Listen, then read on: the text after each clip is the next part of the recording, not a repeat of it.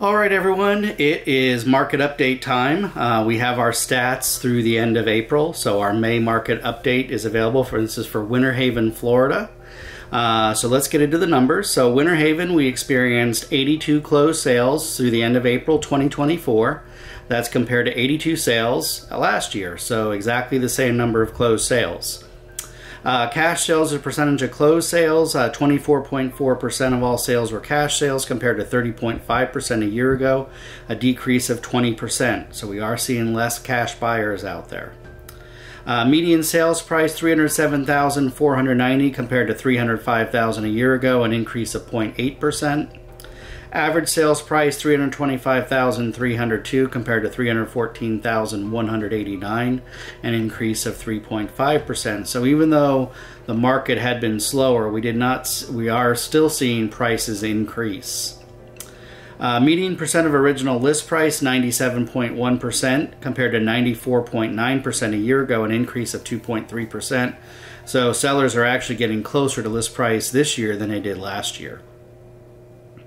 Median time to contract, so this is how long it takes to go under contract, 34 days compared to 56 days a year ago, a decrease of 39.3%. And median time to sale, 77 days compared to 92 days, a decrease of 16.3%. So homes are actually moving a little faster in Winter Haven. In Polk County, they're actually moving a little bit slower. New pending sales, 104 new pending sales compared to 83 a year ago, an increase of 25.3%. New listings, 147 new listings in Winter Haven compared to 103 a year ago, an increase of 42.7%. Pending inventory, 129 pending compared to 127 a year ago, an increase of 1.6%. Active inventory, 385 homes are active in Winter Haven. That's compared to 217 a year ago, an increase of 77.4%.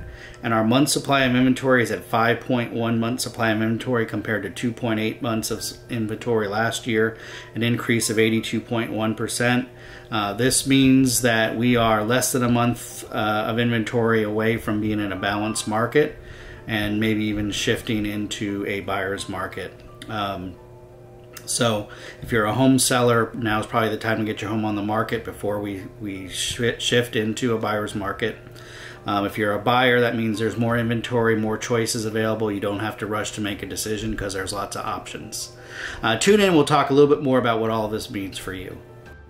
So as we look at what all these numbers mean, we are heading into the spring and summer.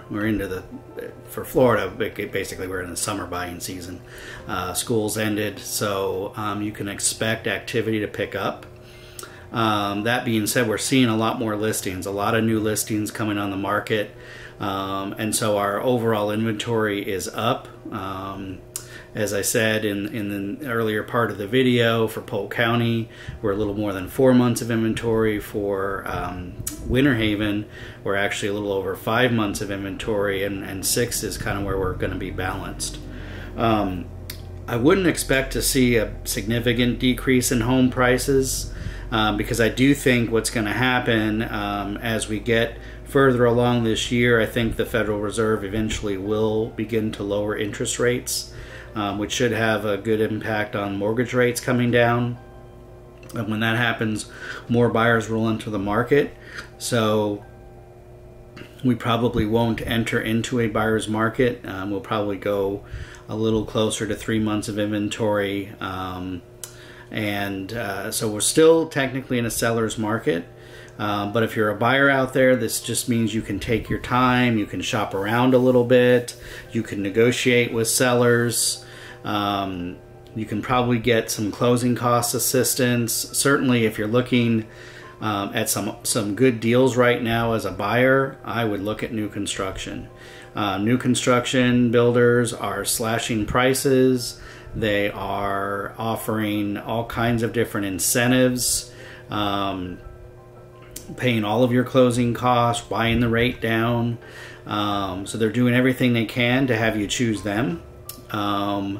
There's some other advantages to new construction in that there's a home warranty already in place. usually a 1 year on everything, and then a 10-year on structural. So that should give you some peace of mind. It also will give you lower insurance rates because you've got a brand new roof, because it's a brand new house.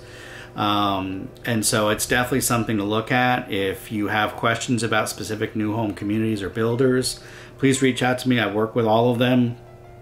I have good information on all of them. I get weekly updates on what their inventory looks like, what their incentives are, and so I really can help you navigate that and find the right community for you. If you're a home seller, I do think now is a good time to list. I think if you wait, you run the risk of running into a buyer's market where things might slow down and prices might drop. Like I said, I don't anticipate us going into a buyer's market, or if we do, it won't be for very long, because I do think the Federal Reserve will lower rates and that will bring more buyers back. But if you don't want to wait till the end of the year to sell, now, I would do it now rather than waiting another month or two, because it's just, there's no way. If anyone tells you they absolutely know what's going to happen with the market, they're lying to you. They don't know.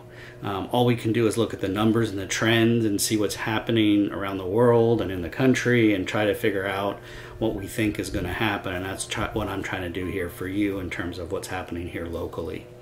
The fact of the matter is, Polk County is still one of the most popular places to move to, #1 in the U.S. in terms of counties, according to the U.S. Census Bureau. There's a lot to like about Polk County in that we are halfway between Tampa and Orlando, and much more affordable than those two areas. So there's still a lot going for the market here. And I think as mortgage rates kind of settle in a little bit and remain a little more constant, buyers will get used to whatever it is, and they'll come back to the market. So I hope that you find this information helpful.